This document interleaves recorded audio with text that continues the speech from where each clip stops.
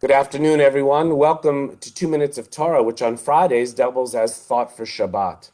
We're so glad to celebrate Shabbat with all of you. As you know from the last 2 weeks, each and every day we're talking about our preparations for the High Holy Days. And I wanted to confront a prayer that I think is one of the most striking in our liturgy, and I would like to explore it with you and how it applies to our lives. The prayer is known as Unatana Tokef. This is the prayer that says, on Rosh Hashanah it shall be written, on Yom Kippur it shall be sealed. How many shall live and how many shall die?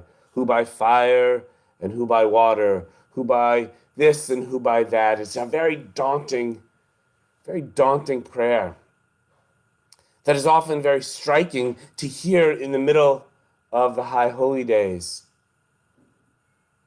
And the issue, of course, is how do we approach it? How do we think about it? If we take it from the literal sense, it's very cut and dry. That if you behave during this year, you will live, and if you don't, you'll die. I think that's too harsh, A, and B, I don't really think that's what the prayer is about. Because the prayer concludes, but through prayer, repentance, and charity, you can avert the evil decree. So if you do those three things, then of course you will not die. Of course, this takes on a whole new meaning during the pandemic that we are all experiencing.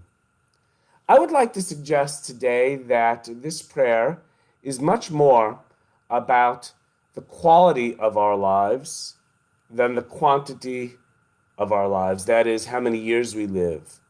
This prayer is really about make a difference every day in your life because you never know what's going to happen. Live every day with meaning and with purpose, with spirituality and with depth, so that you and me and the world might get to a better place. And the wisdom the prayer gives us at the end, but through prayer, repentance, and charity, you can avert the evil decree. I would translate it, through prayer, repentance, and charity, you can live a meaningful life and avert bringing negativity into your life. And I know for us at Shir HaMalot, as we prepare for the High Holy Days, we're going to have enough prayer for you that you will be filled to the brim with spirituality. Repentance, that's the work we do inside. The tshuva, the turning, realizing our lives and what we have done to be successful. That is relationally with one another, with ourselves, and with our God. And then where we've made mistakes in those three areas as well, and how we might improve upon them. And the last one is charity. Charity is about giving to others. I know that you received in your mail our High Holiday Appeal. And I have to tell you from the bottom of my heart, we need this charity this year more than ever.